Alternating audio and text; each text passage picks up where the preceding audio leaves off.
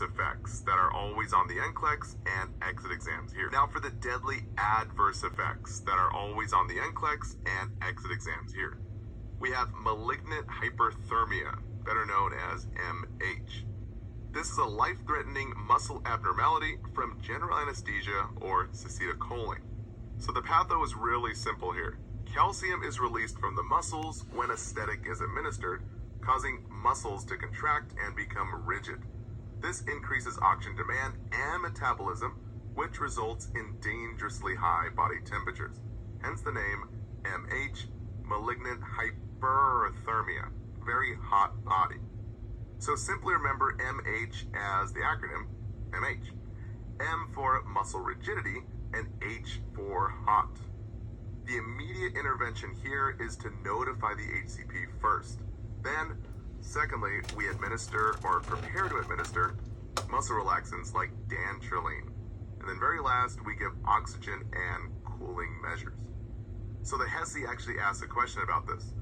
After administration of acetylcholine, the patient experiences a high fever and muscle rigidity.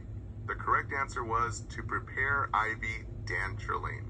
Now, 60% of the students got this question wrong.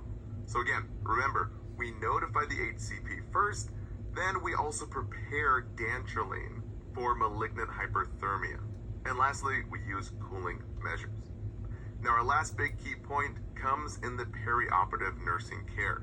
The biggest thing and the priority here is to screen for high-risk MH. So, 3 key points to write down.